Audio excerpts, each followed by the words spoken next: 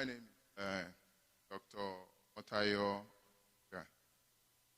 This topic has to do with conversation, connecting the dots for a healthy mind.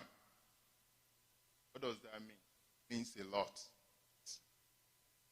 The truth of the matter is that I've been given 45 minutes. That's a long time, but at the same time, it's not enough to cause everything that has to do with mental health issue in our adolescent and young adults. But we'll see how that goes. God will help us in.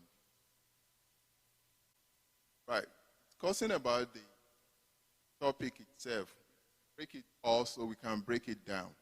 See here, it's a conversation, because communication or dialogue between two or more people, unmasked, glad to covered. Healthy mind, a balanced mental and emotional state, leading to being self-productive and able to meaningfully contribute to society. Now, why do we need any conversation? Why do we have to make conversation about mental health issues? That's a big question. Well, I need to let you know my own goal today is to start a dialogue, not to complete it. We are starting. Conversation will be ongoing. Say in the Bible, in the book of Hosea, it said, "My people perish for lack of knowledge." We all have to constantly get information, talk to each other, help our youth, and see the best way they can better themselves.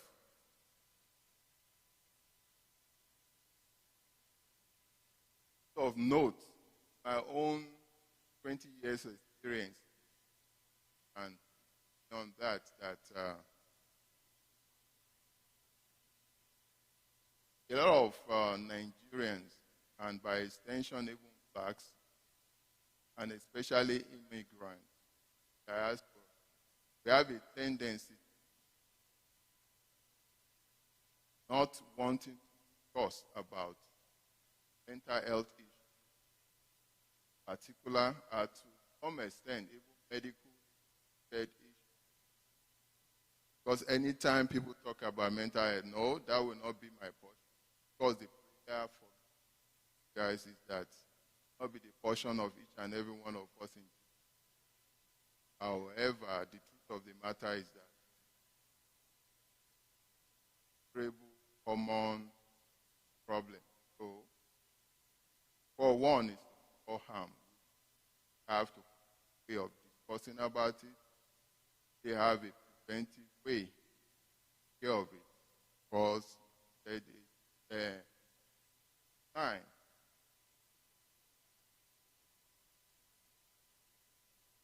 So, about myself, as of my I'm a father of 3 young men. I'm a practicing psychiatrist, and I realize that father of 3 really has a lot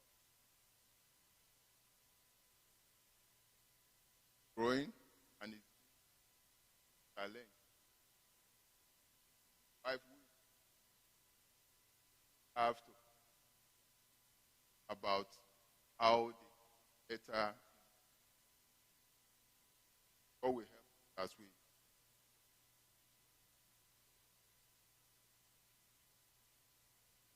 now. Why do we have dialogue? Why do we have this? As noted, as children,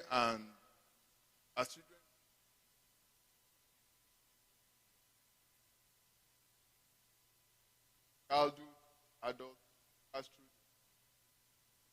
a lot of challenge. Majority of this navigated, come out, go, doubt about this.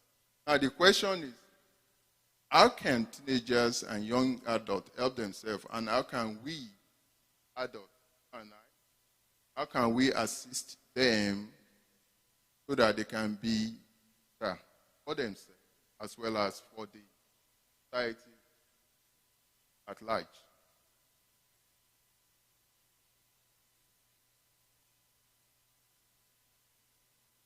So basic development during the adolescent period, like as adolescent is a period of transition from child, young adult. Basically, people find timeline and say 20 and considering them as adults, and young adults that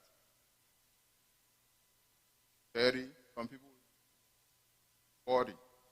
But the most important thing, period of adolescence and find about 25 to 5, 15 to 5 or and in the become life, in life. Now, the basic development in adolescent in physical, intellectual, social, emotional. Now, the physical that is noted in adolescence, so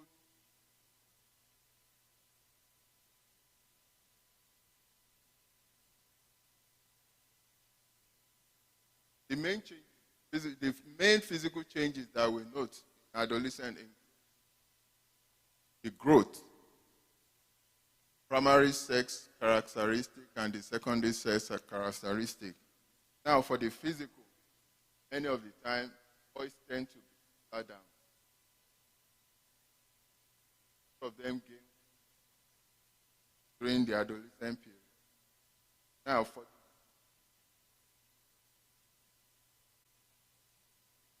most of them gain weight during the adolescent period. Now, for the primary sex characteristic, there's changes. Changes are just improvement in what is seen at birth. For instance, now the female has female sex organs, while the male has male sex organs. Both of them, there will be enlargement, especially during the period of adolescence.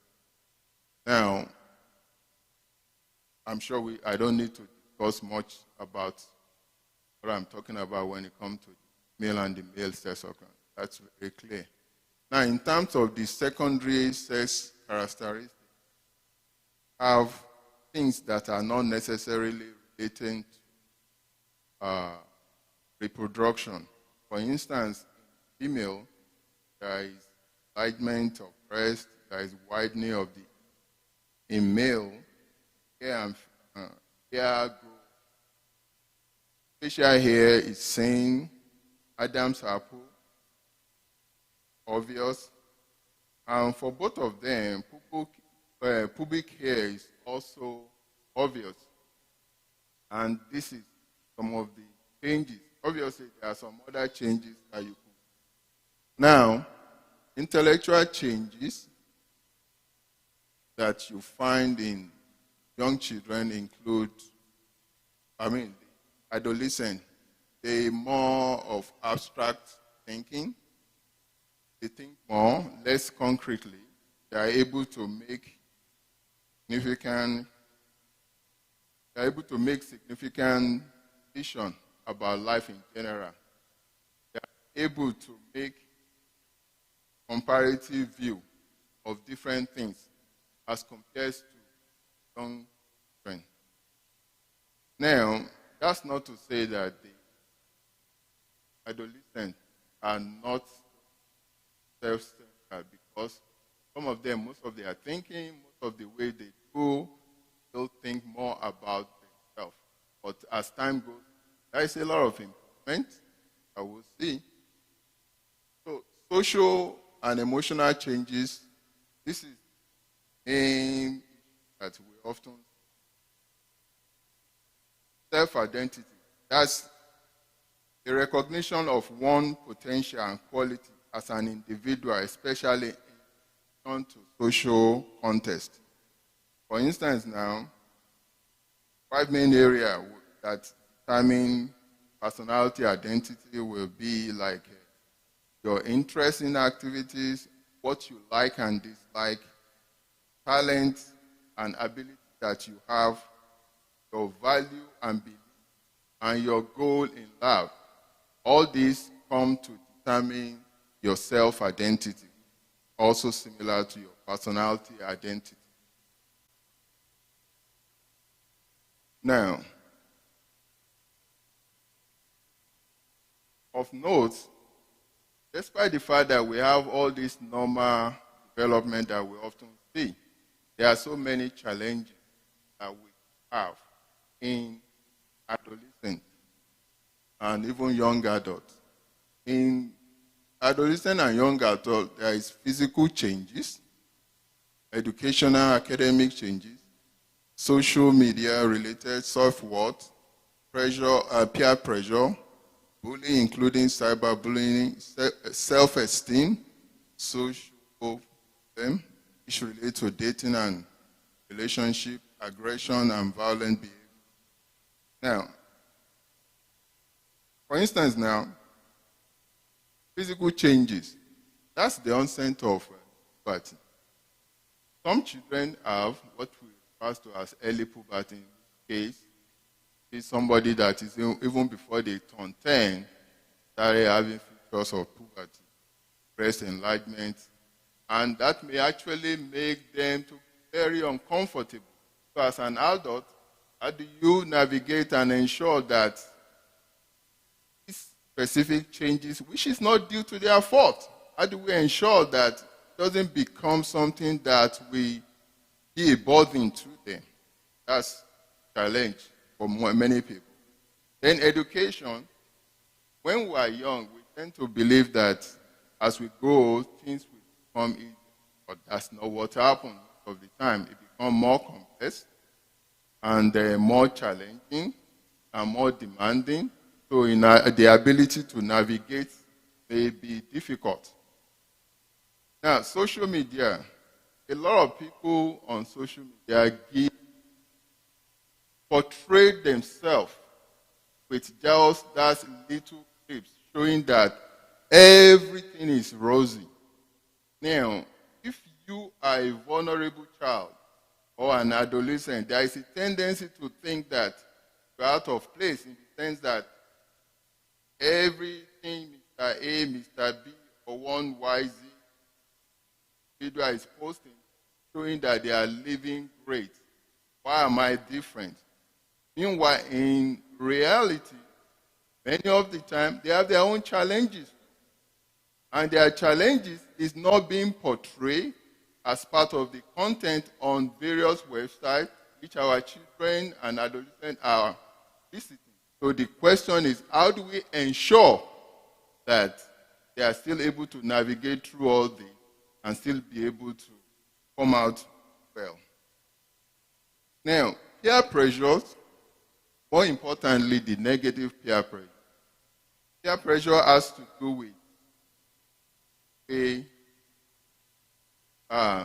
do with doing things that normally you will not, just because of your friends and all that want you to do it. Peer pressure could come from friends in school, come from home, especially if you have siblings that are very close together in terms of age, and it could come from friends in other gatherings, even in church setting and other gatherings. So we have to be very careful about that. Then bullying. Bullying can be defined as a form of harassment or intimidation of somebody who is very vulnerable. So bullying requires somebody who is perpetrating it, as well as the vulnerable individual who is the victim. So the question is, how do we ensure that our own children or our loved one do not fall victim of this? God will help us in Jesus' name. Now, aggression. We have to look at aggression in terms of being the perpetrator as well as the victim. Because many of the time, our loved one may be the victim. And sometimes, too, they may actually be the one that is perpetrating aggression. Especially common in male adolescent. So we have to be very careful about that. Then self-esteem. This is the value that one places on oneself and how you are able to perceive the way other people look at you. Now, are you looking at yourself in a way that shows that you are not as important as other individuals, or you are as important as other individuals? Those are the features to look for in self-esteem. And we talk about social problems such as typically any adolescent and especially young adult. This is the period started dating. Dating can just be friendship, similar sex, or opposite sex. And sometimes we all know that dating may eventually lead to marriage life. So how can one ensure that while having healthy dating process, at the same time, child, the adolescent, or the young adult do not fall victim and the dating become problem in life? Now, but then, there is also mental health problem. There are so many mental health problems that could occur in adolescent and young adults. I'm going to discuss more about this. Now, we talk about anxiety and other related disorder, the most common health issue, at least in this country, in the whole population, as well as among the young adults, as well as the adolescent.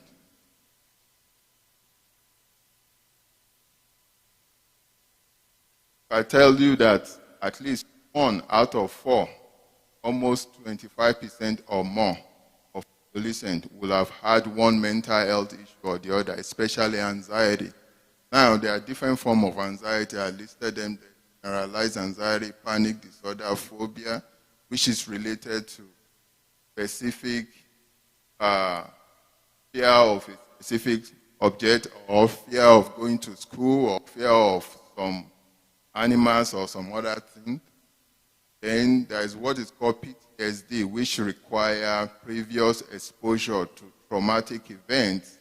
Now somebody is now experiencing such exposure, and that is affecting their way of life. The mood disorder, the most important one here is depression. Of course, we have other forms of mood disorder. Depression, most of the time, sad, they're lonely, don't want to be bothered, they don't want to be associated with other people. They keep to themselves, and there are so many other symptoms you could talk about. Also, we have attention deficit hyperactive disorder, ADHD, in which case there is hyperactive behavior or focus-related behavior, or combination of both.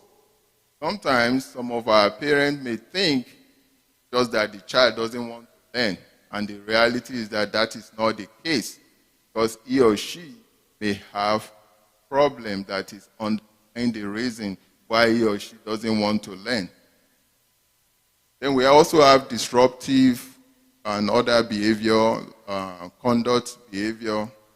Many of the time, this will eventually abate later in life. But for those who eventually did not overcome it, they are the one that causes a lot of menaces in the society. When you say that somebody is involved in criminality, who eventually has to go to jail and all that, that's quite common. And many of the time, their behavior starts from adolescent or young adulthood. So the question is, how can we encourage our children such that they don't fall into this category?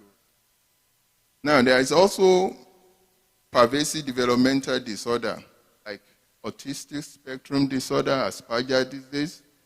These are all illnesses that many of the time, it may occur even before the teenage years.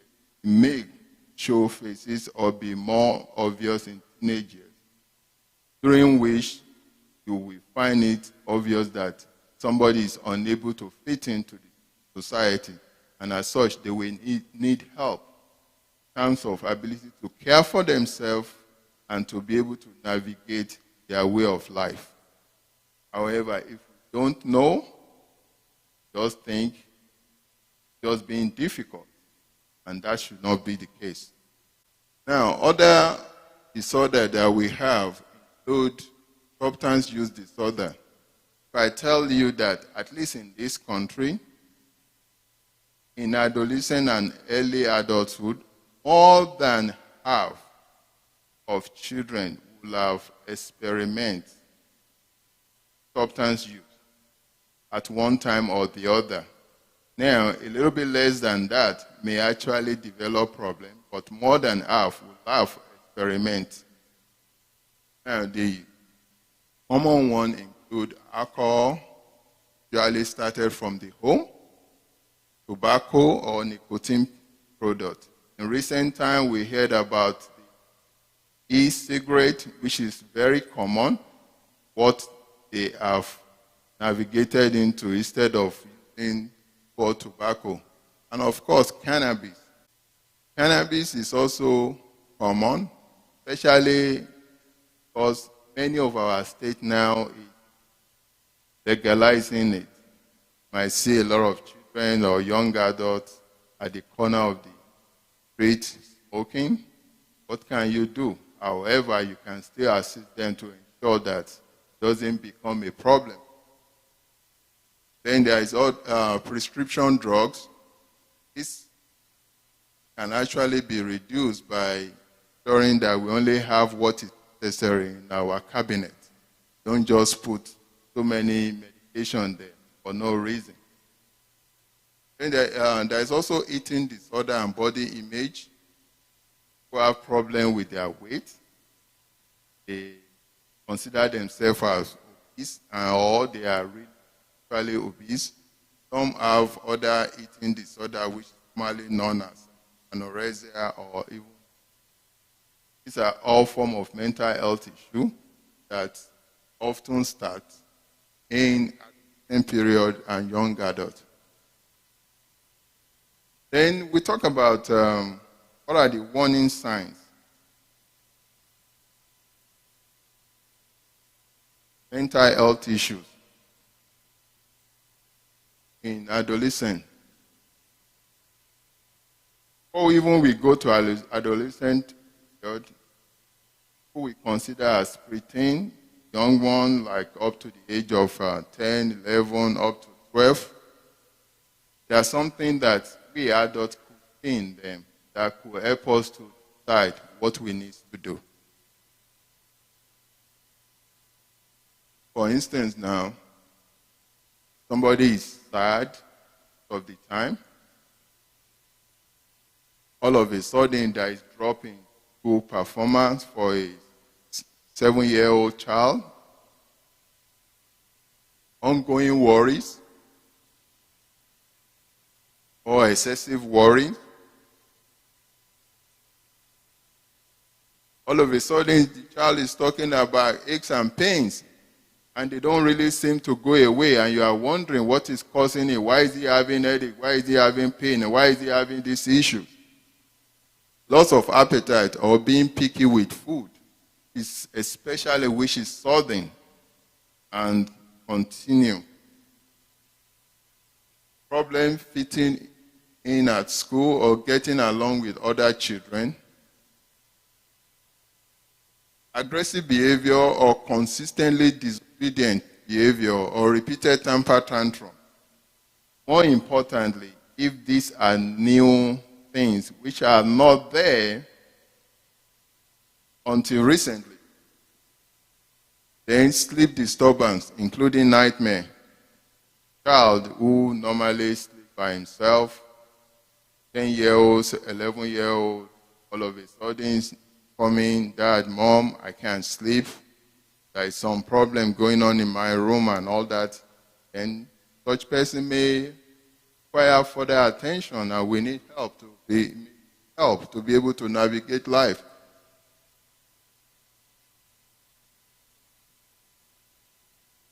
Then in adolescence, some of the information I've given in preteens, it can actually be found also. But in addition to that, I've highlighted some of the things that we may see primarily in adolescence. It says, seemingly down, feeling things are hopeless, being careful, lacking emotion or motivation, having trouble coping with everyday activities.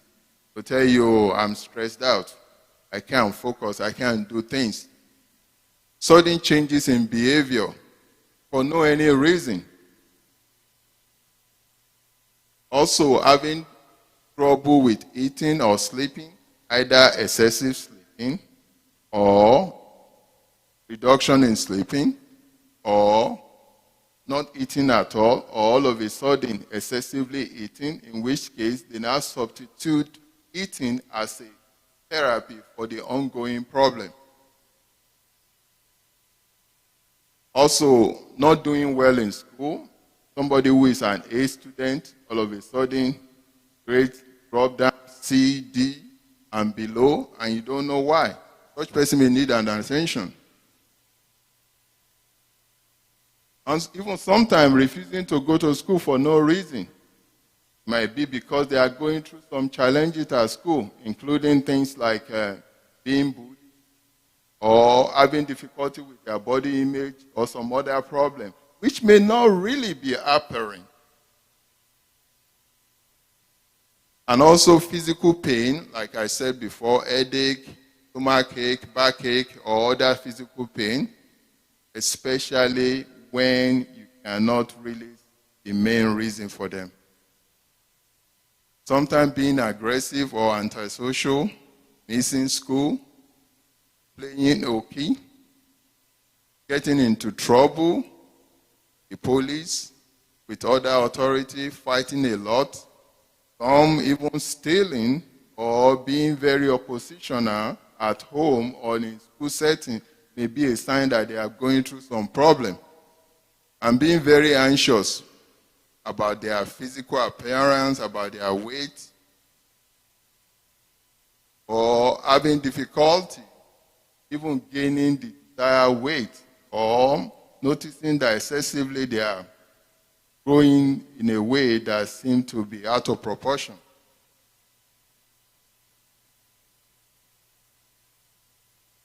For young adults, these are primarily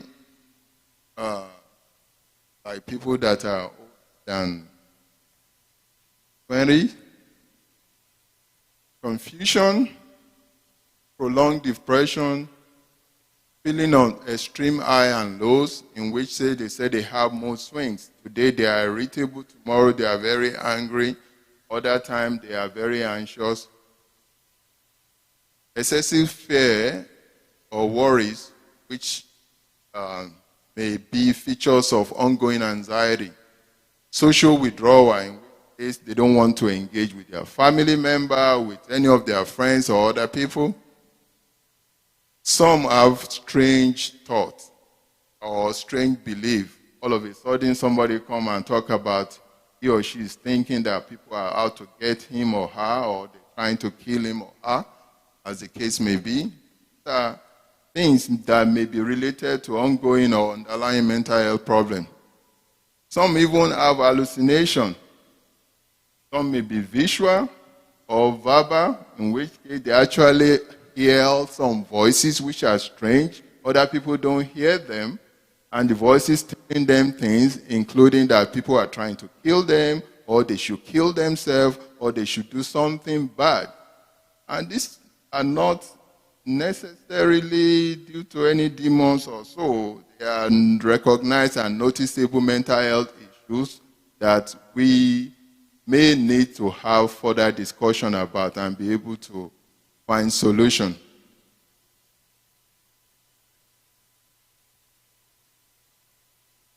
Then having difficulty with coping with life, with daily regular problems, which normally people normally cope with. Then some people may become suicidal. What is being suicidal? That is just the feelings that I wish I am dead. I wish I'm no longer alive. What's the reason for me being alive? Some people do have that. Now, some people even go to the extent that they actually do things to try to kill themselves.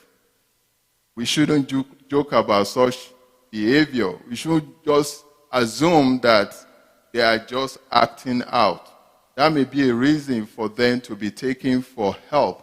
And many of the time, they can be helped. And may even be a way of telling them that there is something even worse going on with them.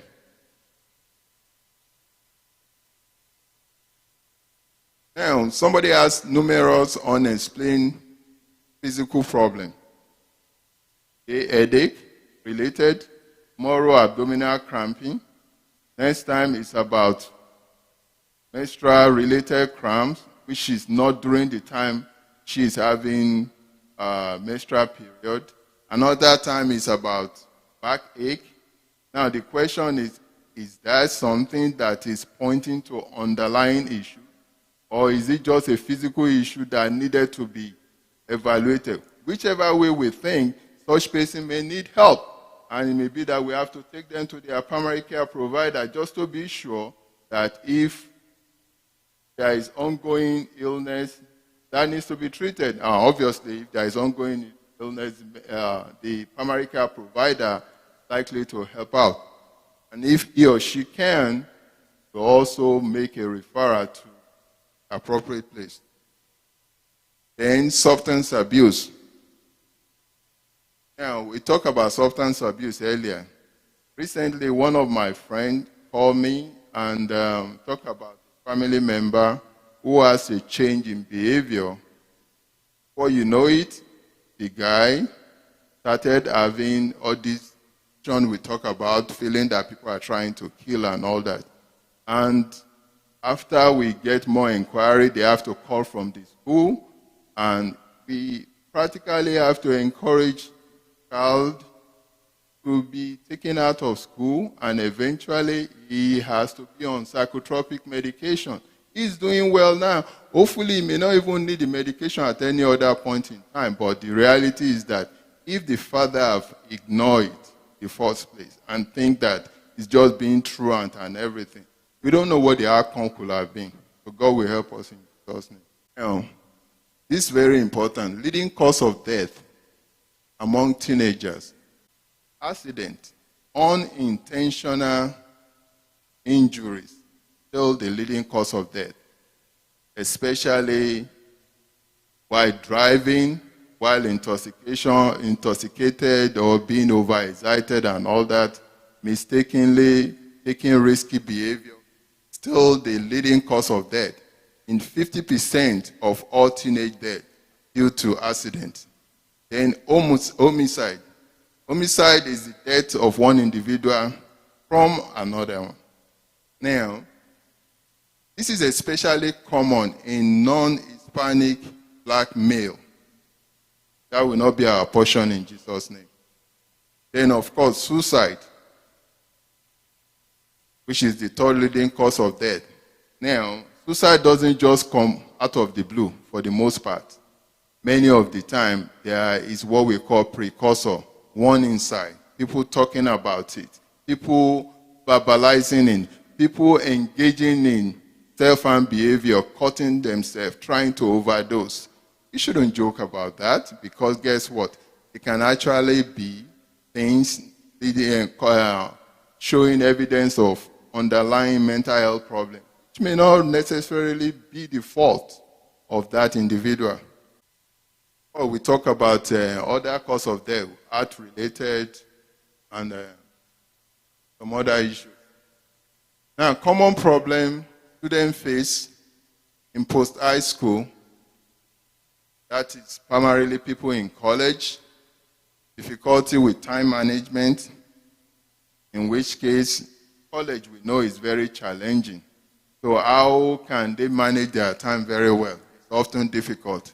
Debt and money problem. They have to pay for tuition for the most part. If you don't get free pass, like some people do, then spreading yourself too thin. They want to be involved in so many things to the point that they neglect their own self as well as what they are doing primarily. Depression and other mental health problems.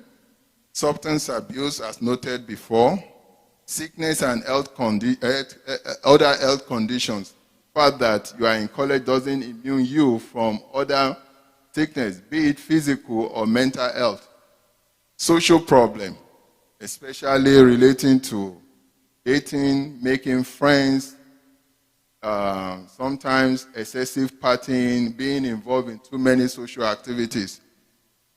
Then relationship problem. Sometimes this may be related to the social problem. And even lastly, I put in there choosing a major and eventually a career may be a source of stress for some individual in college setting. Yes, and in adulthood, some of the information I gave in college setting may also overlap with young adulthood. However, lack of employment opportunity, failure to succeed even while they are in college, issue relating to body image may be carryover, family problems, substance abuse, pressure of materialism, in which case they want to copy other people and want to be like others. Some people, their focus is about cars, while some people it's about dressing rather than thinking about some other things they can do to better secure their futures. Even lack of affordable housing. For instance now, many of our young adults, they are returning back home because they cannot even afford housing in the city. Like, housing are so expensive to the point that even when they get a job, they probably have to pay almost all their salaries in order to be able to pay for such landlord. Then lack of negative stereotyping, in which case people feel that everybody in this kind of race, color, must be this or must be that. No, you have to individualize everybody. You cannot just lump everybody into one group. The mental health issue are also problems being faced in adults and young adults. Right, what are the solutions to this problem? Now, we all know there is no one way. There are so many, it's multifaceted, right? Solution can be looked at in form of what adolescent and young adult can do, and what parent and guidance, school and other institutions, faith-based, including churches, what we can do. But the reality is that there is no one single solution, so we all have to come together to be able to solve the problem that we face. But we also have our own problem too anyway. So some ways adolescent and young adult can better help themselves. You know, you say take account of all your feelings. You know, it's always a good idea to take time and ensure that you can reflect. Are you doing well? Are you able to fit in well into the society? Take personal responsibility, in which case, if you make mistake, say it, you make mistake. To your parents, to your friends, to peers and other people, that may be a better way to deal with things because they will give you more respect. Then when you have, they support your criticism of family, school, or government with suggestions for practical improvement. When you have issue, the way things are being done by other people, it's a good idea to criticize. There is no doubt about it. However, it's also better to have solution, which means if you have a reason why you are criticizing, say it out so that people will not look at you as just all or none. Either criticize all the time, that just criticize just because he or she doesn't want to do it. Now, other ways is that as a young adult and adolescent, we need to find a way to adopt mindset that parents are not our enemy, period. Because my father, even as inadequate as he was, or as perfect as he was, I know all he was trying to do is to help me better. Now, the issue is he helping me better the way that is right? That's a subject of another discussion, but the mindset is that they are almost always trying to help us as a young adult and adolescent. It says in Exodus 12:20, say, honor your father and your mother, that your days may be long upon the land which the Lord God is giving you. The reality is that for the adolescent and young adult, at one point or the other, you're going to become a father too. So the reality is that you will have to honor them and still do the right thing and help them. So if you are respectful of their own parent, why can't you respect your own parent? Now, in case of parent, what can a parent do to better help our adolescent? You discuss basic routine and expectation.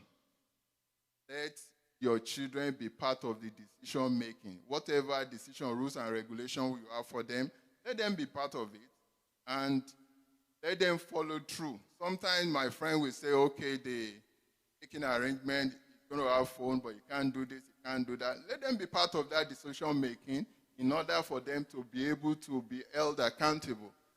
Then have fun together, which means whenever you have the opportunity, like family vacation, some things that he or she like doing, get involved. Encourage healthy behavior such as good sleep for about 8 to 10 hours, depending on the age of the child and the need. Good nutrition. Actually, some of our food are good nutrition, so making sure that they are engaged in such is helpful. Then create time to talk about concern. If you don't create time to talk about this, you're going to go outside, be able to talk about it with other people. Now the question is, do you want to be the one to talk about it, or do you want other people to talk about it? Then you listen attentively. Listening means that you're listening with regards to not when you are watching TV, doing your own business and all that. You give them total attention during the time you are listening.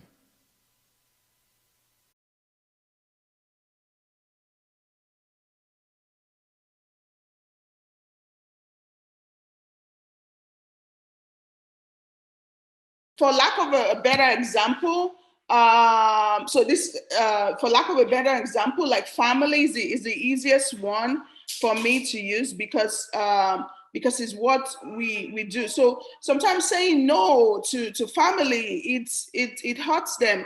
It makes them, it kind of opens wound, and then it causes more greater conflict than what you're trying to do. So you're trying to set boundaries, and now they feel you're bad, you're mean, you're uncaring, and things like that. And then also hurting their feelings. Like sometimes they want you to do some things, and you say no to it, and in the hope of setting boundaries, but they are mad at you, and they are hurt, and then that kind of makes it hard for you in future when you want to set boundaries. You are afraid to do that because you don't want to hurt their feelings. Fear of abandonment or separation. Some people or some family members can take it really hard, and like, oh, you're trying to do this, okay, that means you don't care about me, that means I'm not going to talk to you, so I'm going to block you on Facebook, I'm going to do this, or things like that. And then so that's like a form of punishment of being from their part, or sometimes you feel ashamed because, like I said, culturally, that's not something we do. Like, we're family stays together, family decides what you do. sometimes when there's poor boundaries, some people cannot even make decisions without consulting their family. Despite being in a relationship with a spouse, they want to make a decision. It doesn't matter what the spouse say, they have to get the opinion of everybody else, and that creates unhealthy boundary and create unhealthy relationships, because sometimes the spouse will be resentful that, okay, you're asking everybody else, but you're not asking me. And then also it can create conflict in the sense that if what the family wants is different from what your spouse wants, and then you're pulled in different directions. So that can be a barrier, because if that happens in future, when there are situations in which you're supposed to set boundaries, you are unable to do that because of your past experience. And then, like I said, culturally, religiously, sometimes when you set some boundaries, some people looking from the outside sometimes don't ask questions, don't know the backstory, and they make unfair judgment of you being selfish, of you not being holy enough, or not being spiritual, things like that. So all these can be a barrier, because once you experience like significant criticism from people in the future, when you want to do it, it kind of makes you hesitate. So and types of boundary, like physical space. I feel like in the US, it's easy to, I might be wrong, it's easy to do the physical space boundary because everyone is busy. Everyone's a rat race. Everybody's running around. So it's easy. It's more like the intellectual, the emotional one, the financial one is one that, because that is kind of more fluid and can easily be, the boundaries can easily be breached. But physical, like really, like I said, I might be wrong. Most people are busy. Most people are doing something. So even if you want to come to see them, you want to call them or text them because you don't want to drive down and get there, no one is home. So it's kind of easy to do here in the US. But the boundaries about your intellect, your emotional, your finance, that is more easier to breach here. And then so just going back on my slide. So the physical boundary, what that means, like I said, like your own body, your own things, your own space, your apartment, and your house, things like that. So respecting respecting yourself enough to say, leave me alone, I don't want it, and things like that. And a good example is it just comes natural to set boundaries. Okay, maybe you're standing and someone is trying to come talk to you and they're so close, uncomfortably close. A lot of times you will step back and say, hey, please step back, because they're so close, it's uncomfortable. So that's like a good example.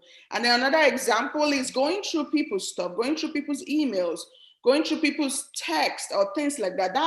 That's personal. You should ask permission. So you just going through that can be intruding their own space. So for us as parents, like they're our kids. So a lot of times it's hard for us to do that. But like when they are little, when they are teenagers, you're monitoring them. You want to make sure they are safe. With everybody being on the internet, you want to make sure the kids are not being solicited by adults pretending to be kids and things like that. But when they become adults, when they become in college, you want to slowly kind of set boundaries for yourself, where you kind of give them the respect they expect from us. Because I feel a lot of conflict that come with parents and older kids, like in college, is that we kind of, it's hard because you remember them as a baby, you remember them as a toddler running around, and now they're telling you, oh, you can't do this without my permission. So I feel in this society, to avoid conflict, and where you and your kids don't have good relationship, you want to respect their boundary and ask their permission. So there is a stage for that, but like as they are younger, they are growing. And then like the internet one, like a good way to initiate that. Like, so a lot of times kids, I know my kids, when they needed to have like phone and things like that. Some parents go as far as getting a contract or something like that, but I didn't do that. Just verbal. I just, okay, you want this, but this is the expectation. So if you're gonna have this, I'm gonna have access to it. I'm gonna go through it, and I'm not gonna ask you. So I've already set that expectation. So if you're sleeping and I'm going through your phone, you shouldn't be mad, because that was the agreement before we got into this stage. So yeah, so like I said, boundaries for us as parents, yes, when they are kids, we have to be protected. When they are young teens, we have to be protected. But as they grow older, then we have to, as I'm saying, it is hard also as a parent, but to maintain good relationship with our kids is very important, because I see a lot of families with grown kids that have very poor relationship, and mainly because us as parents, we don't want to give them some boundary. We kind of intrude their boundary despite them being an adult, and them being reactive, and that creates conflict. And sometimes those conflicts never gets resolved and begin to enlarge and become something greater. So as kids, yeah, we have to protect them. We have to make sure. For teenagers, setting that expectation. Okay, you want this. This is the rules. I have some friends who went as far as having a contract. Like, okay, you want a phone. Okay, this is what. So when there is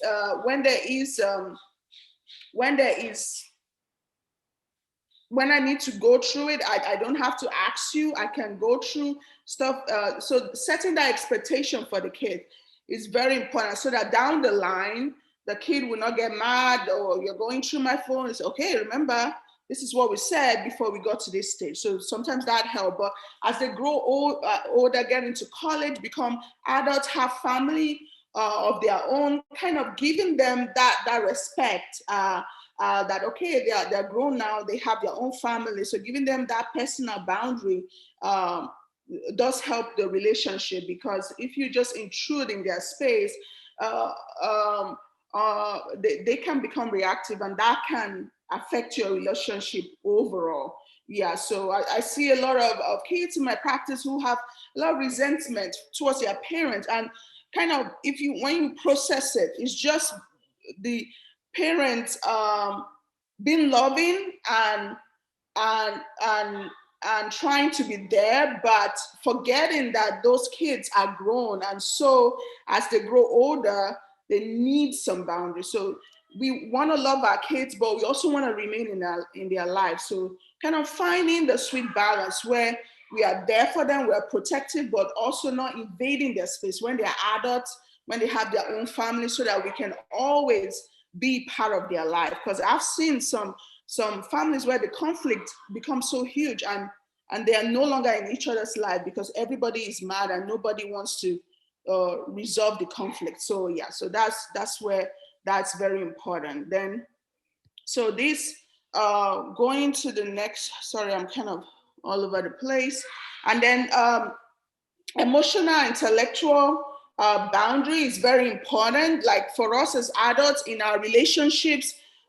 So it's knowing how to separate your feelings from your partners, okay, so that your partner's mood does not dictate your happiness or your level of sadness. Then that becomes codependency, okay.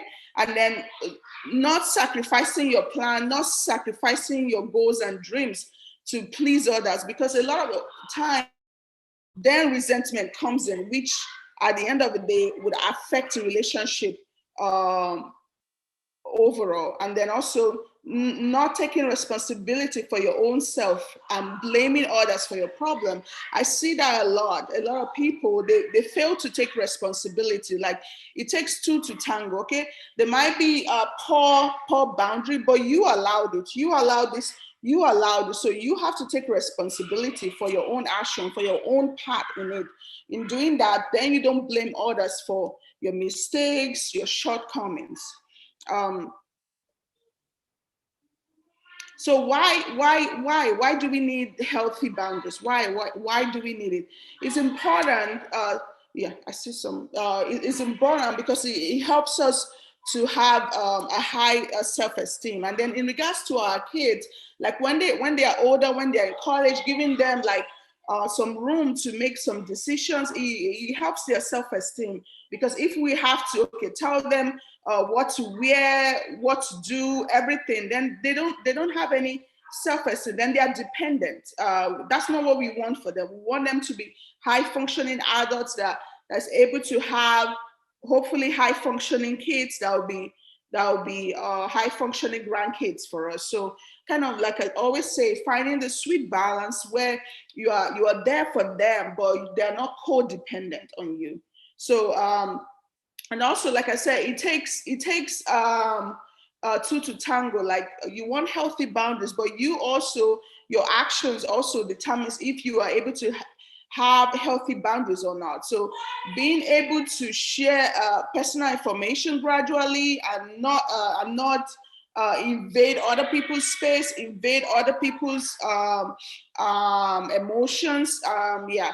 Then also, why healthy boundaries? It protects us from physical and our emotional space from intrusion, and then it helps us have equal partnership where responsibilities are shared. So the goal to being in a relationship with your spouse, with your family, with your kids, it should be it should be a two-way street where nobody feels cheated and nobody feels that they are being taken advantage of. So I want to give an example of my personal self. So I remember in college, I had a friend who she was my roommate, but outside the room, she would just ignore me. She don't want to talk to me. But when she comes to the room, she wants to be my friend. She wants to be close to me.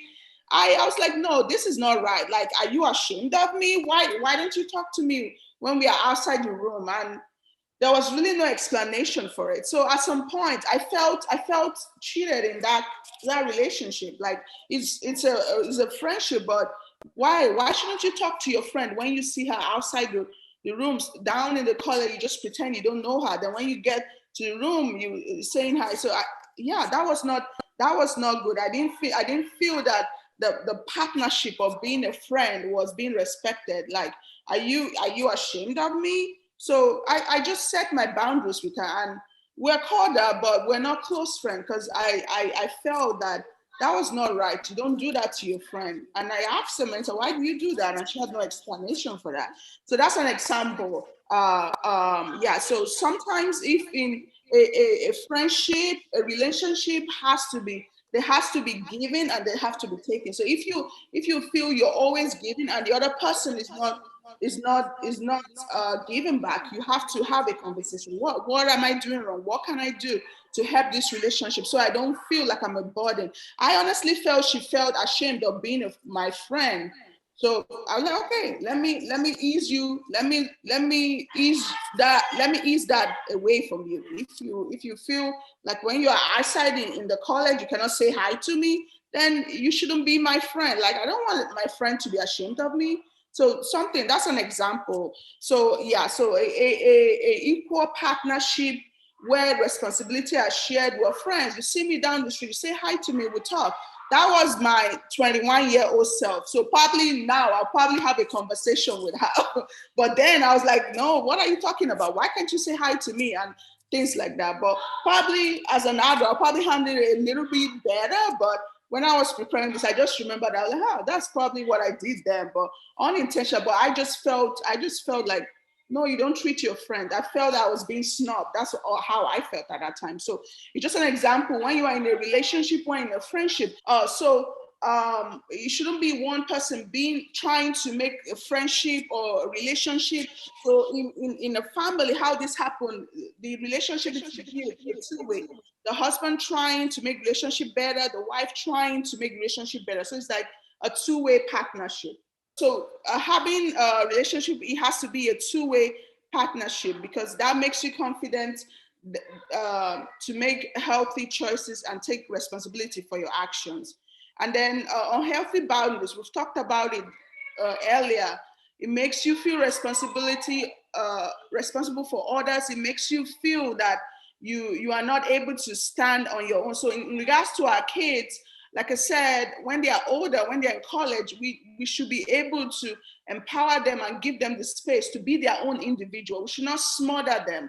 Like I said, I've seen a lot of relationships, I've seen a lot of kids who have resentment towards their parents, and mainly it's just because of an unhealthy boundary. So kind of empowering them and giving them the space to go. Not that you're going to let them go, but you just give them a space so that they can express themselves, so they can be confident. So in closing, when you identify the need to set a boundary, do it clearly, do it calmly, do it firmly, do it responsibly in a few words as possible. Don't be rude. Don't be rude. Don't get angry. Don't apologize for the boundary you're setting, but just do it in a kind way. Kindness go all the way. If you're setting a boundary and then you're mad, you're talking down on them, you're making them feel bad, then they don't understand what you're doing. All they're going to focus on is on the negativity. So you want to do it in a kind way. You want to do it in a firm way and a calm way. So yeah. So and then also having a support system that supports what you do helps. So my references are from these two books, Boundaries, Where You End and Where I Begin, and Boundaries by Dr. Cloud. And then Northridge Behavioral Health, that's my practice in San Antonio. So if you ever need, feel you need help with anxiety, depression, I see patients all over Texas. So you can call my office or email me. Yeah, so I hope I've been helpful and I wasn't talking too much. So thank you so much. And if anyone has a question, I'm okay to answer. Thank you. Good morning, everybody. Dr. Ejiofor, please, I thank you so much for that wonderful presentation. I will share my screen. Okay. So thank you so much for inviting me this morning to share a few words about mental health. My name is Oluwatoyin Atolagbe. I am from Nigeria. I live in Arizona. I'm a school principal. I'm a teacher by profession, a job I love doing. But currently, I'm a school principal with Great Hearts Academies, and I'm excited to share what I have learned so far on this journey with you. So, Dr. Ononuga touched a lot on what mental health is. So I'm going to skip quite a number of slides because I know I have 25 minutes. So I'm hoping to be done by about 10:10. I'll just touch quickly on what health is. Health is the overall wellness of how you think, regulate your feelings, and behave. For my school, we get most of our support materials for mental health from Mayo Clinic. So most of my references are from Mayo Clinic. And we know that a mental health disorder or illness is defined as patterns or changes in thinking, feeling, or behaving that causes distress or disrupt a person's ability to function. And I highlighted things that I'll keep coming back to. Overall, health, wellness, we want to be able to think, we want to be able to regulate our feelings so that our thinking and feeling can impact our behavior positively. I won't go over mental health disorders because Dr. Onuga went through all of that. I think for my own safety, I like to be organized.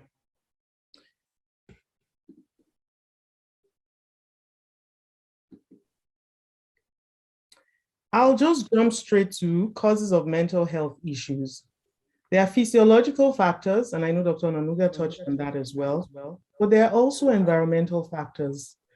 My focus is on environmental factors because I'm an educator, and some of the environmental factors that affect mental health is parenting style and exposure to stressors such as drug, domestic abuse, and things that the environment does by itself that impacts the child negatively. I want to focus on parenting as an environmental stressor. And I think it's important for parents to know the role they play in the mental health of their children. The Bible says that you should train up a child in the way he or she should go, and even when he or she is old, they will not depart from it. I really love this Bible passage. And the focus is on train. How do you train a child? The process of training a child. There are four things that I want you to keep in mind as we talk about training a child. In the training of a child, there are four important factors: the home, the school, the church, and all other extracurricular activities that children do. Of course, with the home, the parents are the primary trainer. In school, the faculty and the staff. In church, the pastors and the leaders. And for extracurricular activities, you have the coaches. All these four people have to work in sync for the child's mind to develop excellently, for their hearts to develop excellently, and for the mind and the heart to work in sync such that the behavior is impacted positively. And I'm going to talk about these four things interchangeably and try to keep to time as well. Parenting, four kinds of parenting that I want to share with you today. We have authoritarian parenting. Do as I say, everything is strict and must go a certain way. And I did underline that it's ineffective on the long run, which means that sometimes it's effective, and I'm going to talk about when that's effective, but it's ineffective on the long run. The permissive parenting, you just allow them to do what they want to do, that's unacceptable. Biblical parenting, training the heart through the word, very effective. But I also want to recommend a last one, love and logic parenting, building relationship with your kids that promote logical thinking, and that's effective. Remember that when you train children, basically what you're training is the mind and the heart. You're training the mind to think a certain way. You're training the heart to feel a certain way. And when those two things work together, you have a positive behavior. When you have a positive behavior, you have good health. When there are changes in these patterns of thinking, feeling, and behaving, that's when we have mental health issues. What does the word train mean? To form by instruction, to discipline, and these are dictionary definitions, to direct the growth, usually by pruning, to make prepared. All of these four things are very, very important in the formation of the child. You form by instruction, you discipline, you direct the growth through pruning, and then you prepare them for their own flourishing.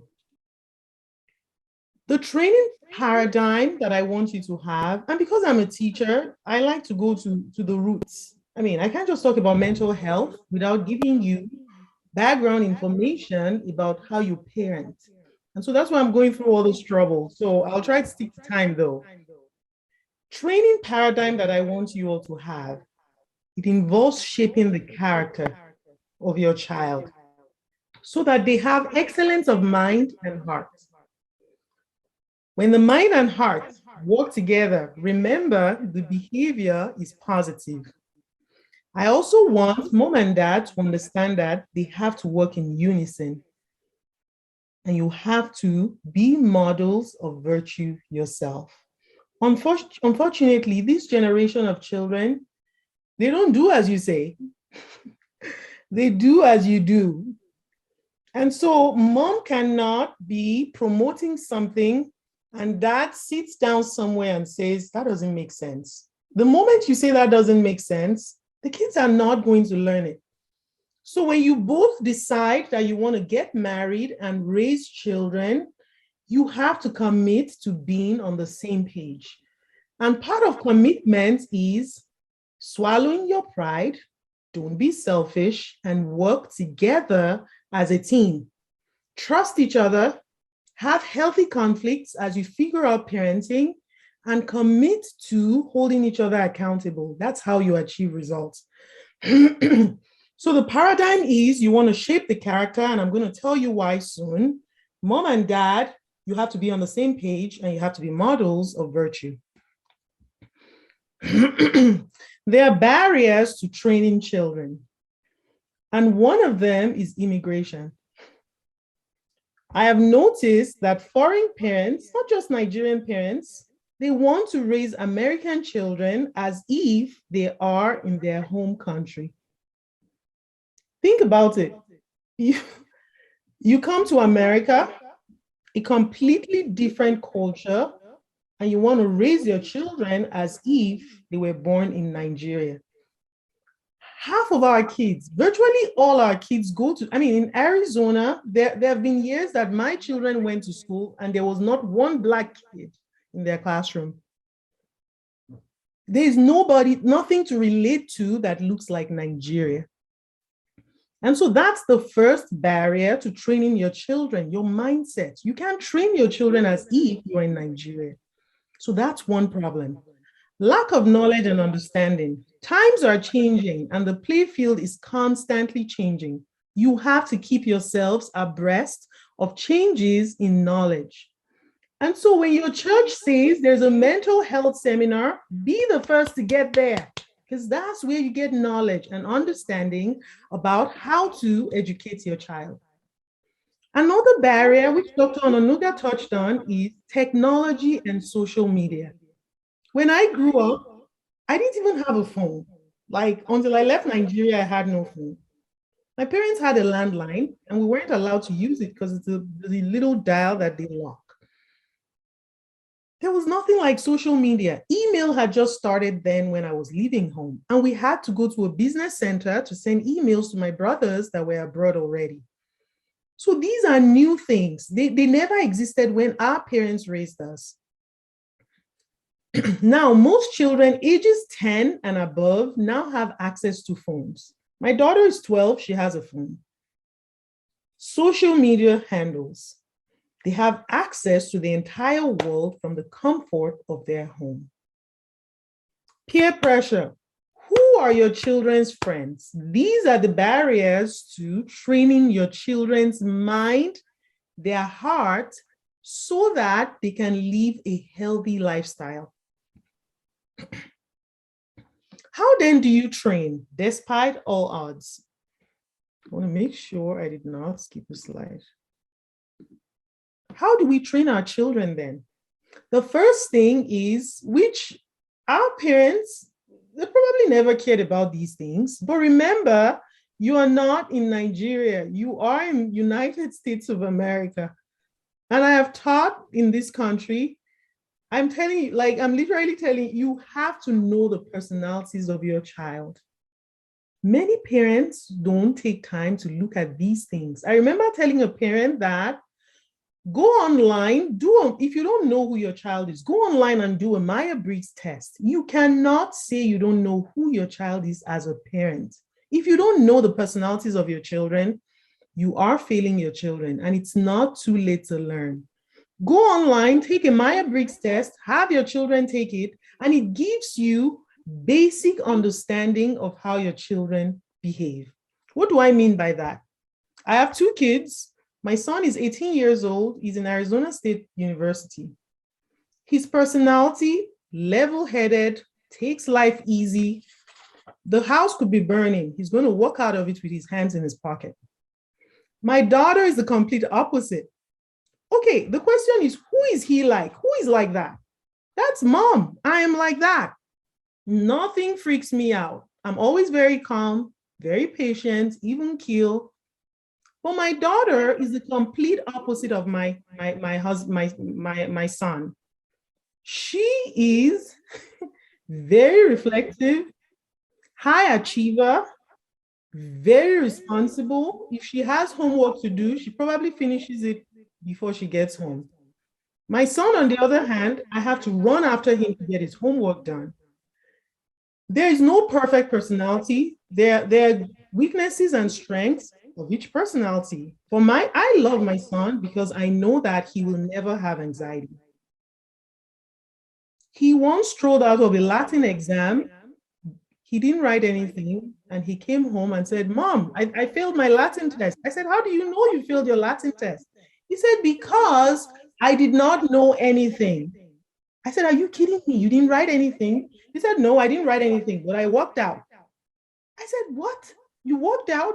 That's an F. Oh, he said, that's better, Mom. It's better to get an F than to cheat. And he was very comfortable with that. He wasn't bothered. Whereas my daughter, I told her first quarter of 7th grade that she got a B in Latin, and she just burst into tears. Oh my gosh, that's going to mess up my GPA. And she started crying. You see the two personalities? So you need to know the personality of your children. With my son, my husband, overachieving dad, wants him to be a straight A student. I know he can be a straight A student if he wants, but that's not his personality. He's not type A. He's outgoing, communicative, compassionate, level-headed. He's okay with B, right? But I am not going to bring out a whip and whip him because he got a B. He will say, Mom, you know, there was a kid that got an F. You should be grateful. So you have to know the personalities of your children. And personality is made up of two things, temperament and character. Temperament is physiological. It doesn't change. I tell Dad, leave Tony alone. He's never going to change. That's his temperament. He's takes life easy. You're not going to make him you. Calm down. Okay? But character, he can grow in character. And in due season, Tony has grown in character. He's now at ASU. He's a straight A student, but it took 12th, like it was in 12th grade, Tony became a straight A student. He was given the award of the most improved student in his class. But that was in Tony in middle school. And so you want to know the personality of your children. Please don't beat these children to death because they are getting Fs or they are getting Ds in school. Well, I don't assume that children will be getting Fs. If they're getting Fs, speak to the school, let them find support for them. But don't beat a child to death because they're getting Cs. What kind of child is your child? Continue to help them grow in character. My son's problem then was endurance, and we worked on endurance, we worked on perseverance, and he's a changed kid now. So when a temperament is flawed, you even it out with character. And I would always tell Dad, what we need to work with on Tony is endurance, perseverance, and finishing. Because he gets distracted along the way. So I tell Tony, you're a great starter, but you don't finish well because you're too distracted. So that's the power of knowing the personality of your child. And in character, you want them to be humble. You want them to learn perseverance. You want them to learn courage, responsibility, flexibility, interpersonal skills. You want them to learn citizenship, so many virtues that you want your kids to learn. And it's not by telling them, do as I say, it's you model it first. You have to model it first. You encourage them. When they make mistakes, you correct them and you love on them. Which takes us to the next point, knowing your child's love language. When I say that to Nigerian parents, I hear things like, can you show me Bo? I get it. For you're raising children in America, what's your child's love language? Is it words of affirmation? My daughter's is physical touch. When she comes back home every day, I wrap her around my hands and she just sleeps. At 12, she just places her head on my shoulders and I stroke her face and say, how are you, honey? How was school? Tell me all about it. I didn't do the same for my son. I hug him and he's gone. For my son, it's quality time. I pick up my mug filled with my lemon water and I step into his room and we just make fun, we laugh, we do things together. Sometimes I'll play hide and seek with them. I'll run around the house with them. But guess what? When they mess up, I change, I flip. and we correct that behavior. So know your child's love language. Children want freedom, but we have to teach them responsibility within that freedom. I'm not doing good on time, but I'll keep going.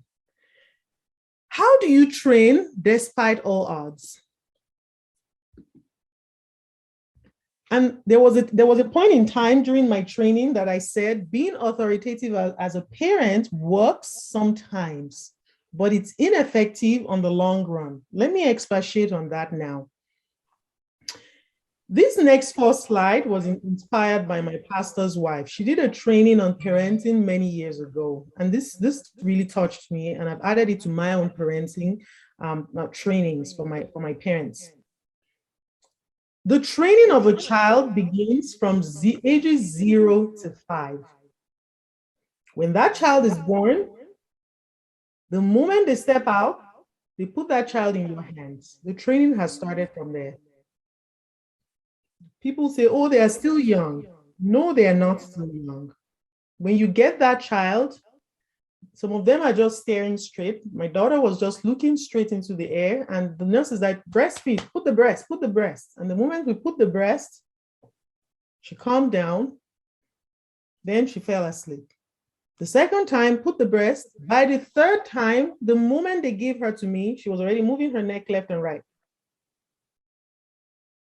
Because she had already learned that there's something that feeds my current need, and it's always on my side. And so she's looking for it. If children are that smart to know within 1 day old to move their heads right, move it left, they are capable of receiving training from their children. And that's why I say to parents, baby huggers, you have started messing your kids up. You need to take charge and train your children from the moment they are born. First time obedience, and obedience all the way. This is the only time you are allowed to be some bit of authoritative parent, but never abuse. Your focus should always be on discipline. Provide consequences, but reward what you want repeated.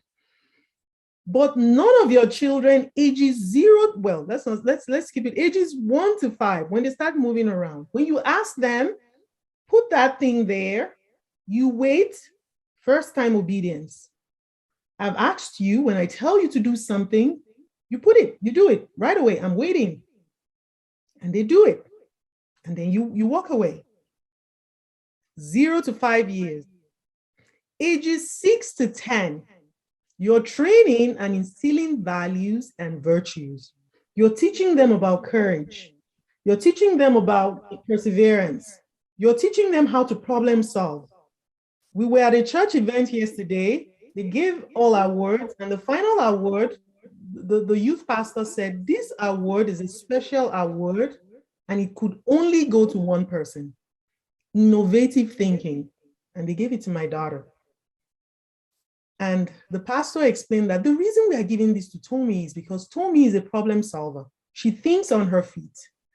And when Tommy got the award, she came to me and said, Mom, I'm dedicating this award to you because you taught me that. Ages 6 to 10 is when you stop solving all the problems. Tommy spilled water on the floor. Okay, how are we going to fix that problem? What do you want to do? Mom, don't rush there and clean it for her.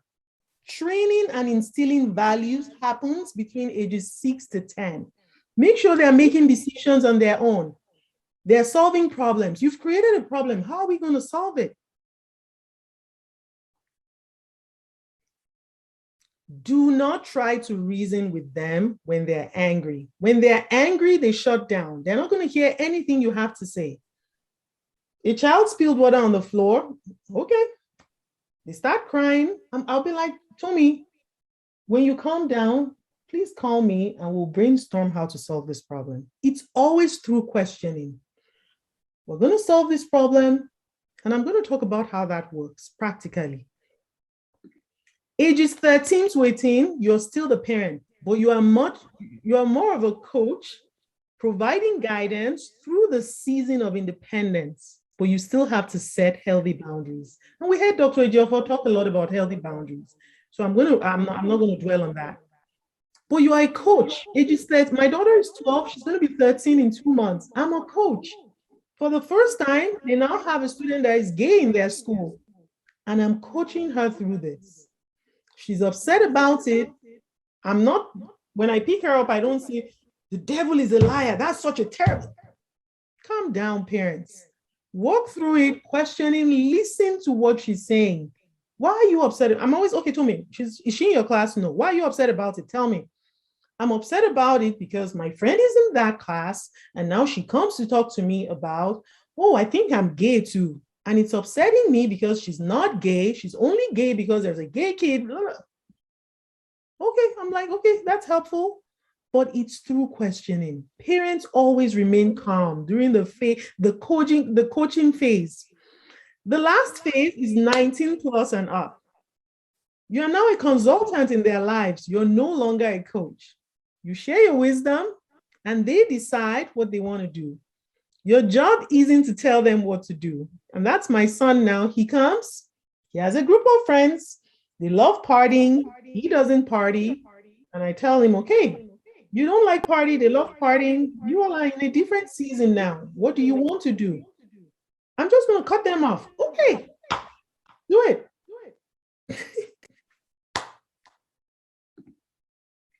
Parenting philosophy that I really promote for foreign parents in America is parenting with love and logic. You can go online, Google parenting with love and logic. I'll quickly run through the elements of parenting with love and logic. The first thing is empathy. When something happens, you put yourself in the shoes of that child. How would you want to be treated in that moment? And it's through empathy. And so like my daughter came in this morning crying, I'm going to be late for my volleyball tournament, Mom. When you woke me up, I didn't get up.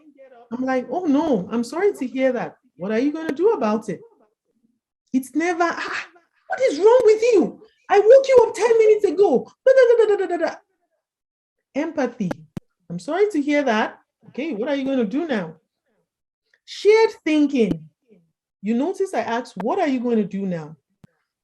Oh, I'm going to quickly run into the bathroom. Mom, do you think you can help me pack my snack? And I'm like, Tommy, I'm actually busy right now. Like, literally, you have 30 minutes. Are you sure you can pack your snack? Shower, pack it. So you see the shared thinking. She said, okay, Mom, I think I can. She rushed. She went to shower. But this girl is type A. She came back in like 10 minutes and said, Mom, I think I'm going to be late. Please, can you help me pack my snack? And then I got up. I said, okay, I'll help you pack your snack. At the heart of love and logic is building relationships with your children. People ask me, am I supposed to be friends with my children? I shy away from that question. I am not asking you to be friends with your children. But there is one thing I beg of all of you, in building their minds and their hearts to prevent them from environmental induced mental health issues. Because we heard Dr. Onanuga talk about, there are some mental health issues that they are physiological. These kids were born like that. It's innate in their genes. Those we understand. But the environmental induced mental health boils down to the way you train the mind of your child and their heart. So you build that relationship with them, shared control, brainstorm ideas that help solve problems. Don't feel, especially those stages from ages 6 up. Shared control. Okay, what are you going to do? What am I going to do? Okay, you've caused the problem. Help me. There has to be a consequence. Like literally, you cannot break the TV and go scot-free. What are you going to do? But I don't have money to buy a TV back. I understand that you don't have money to buy a TV back, but you broke the TV. I've asked you several times, don't play volleyball in the house. What are we going to do? Okay, what if when Dad gives me money for my chores, I put it in a purse until I can pay for a TV? Okay, if that's what you want to do, I think that's a great idea. Shared control, when you're serving consequences, shared control, shared dignity. Don't ever talk down on your children. These are the things that create mental health issues. First of all, these kids, they are Black. They're living in an environment that's predominantly white, at least here in Arizona. Their greatest ally would always be their family members. And so you want to treat them with respect, you want to treat them with kindness, and you want to set healthy boundaries for them while doing that.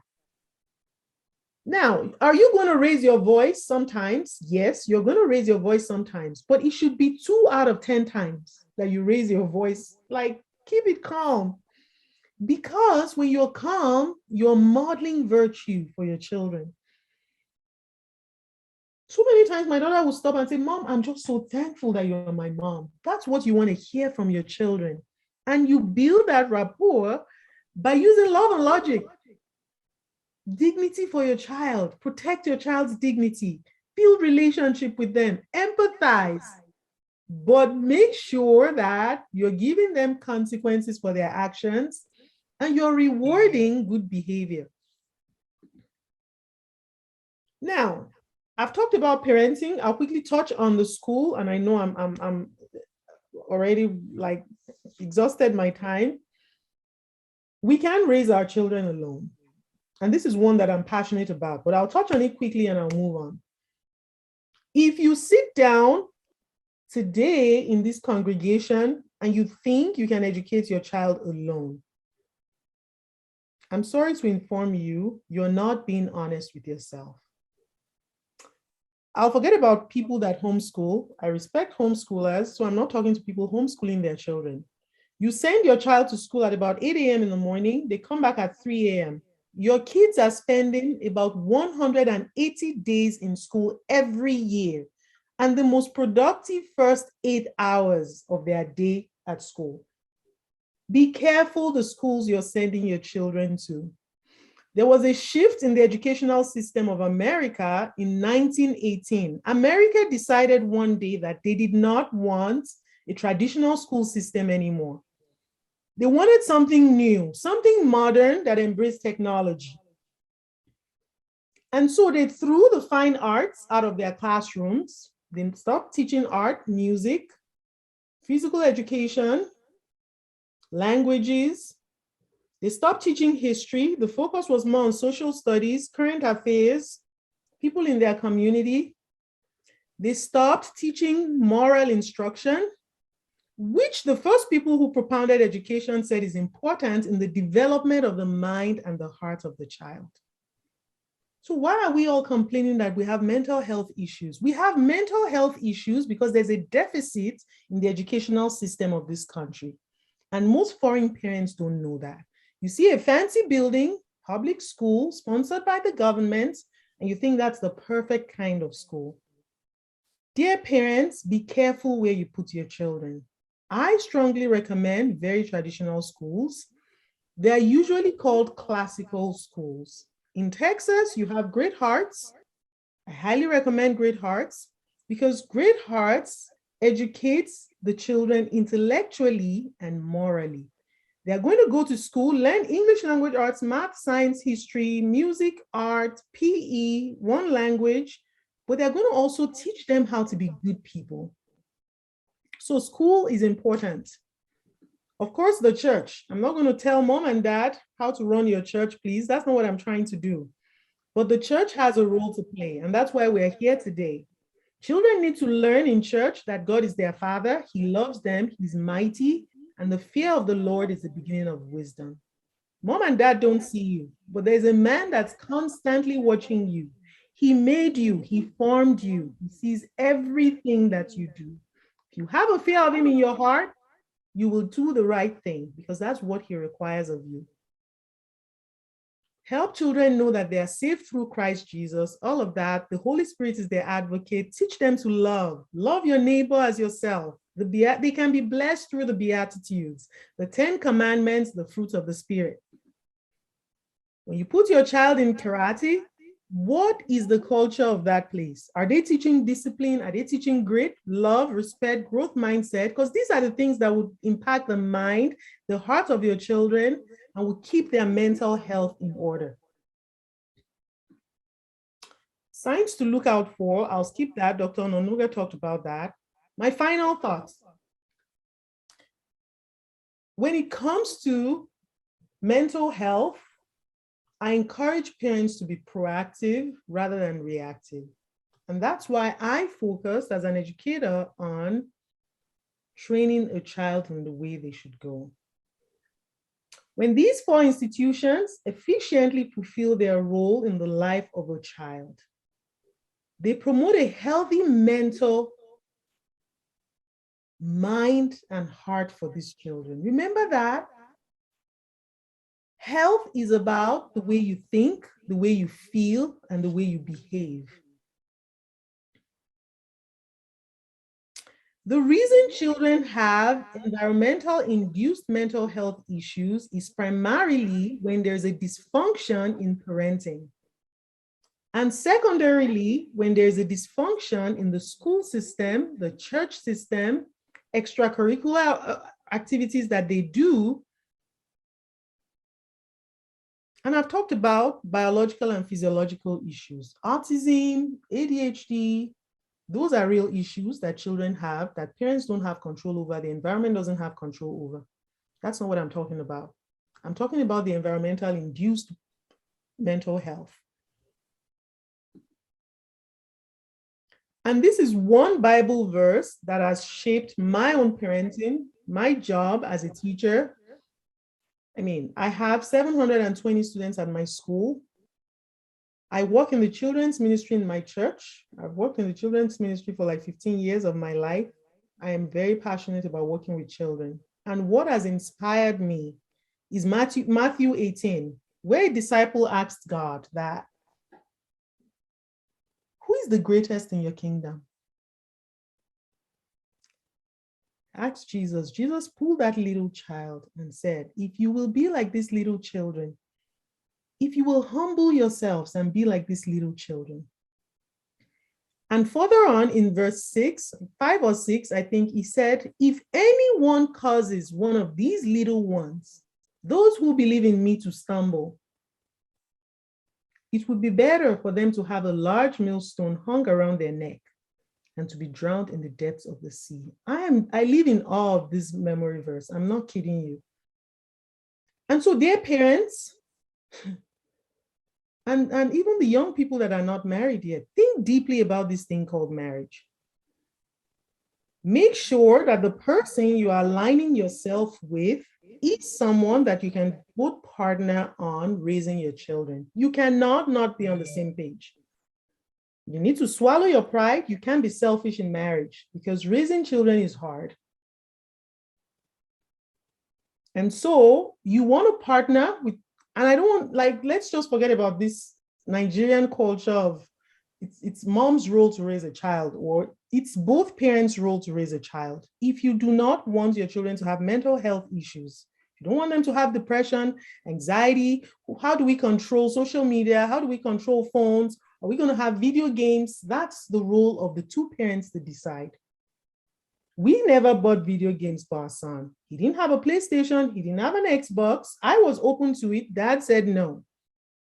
And when Dad told me the why, I said, okay, I'm in the same boat as you. He never got video games. My daughter has a phone. There's no Safari on it. She can browse. It doesn't mean I won't give her Safari when she's in 10th grade. But we have to act in sync for the greater good of our children. If we want great mental health for our children, we have to partner together. If you are not going to partner together, please don't have children, because you have to be on the same page. And that's it for me. Thank you for having me. I hope you all were blessed. Thank you so much, Dr. Atolagbe. We really appreciate it. Thank you, thank you, thank you.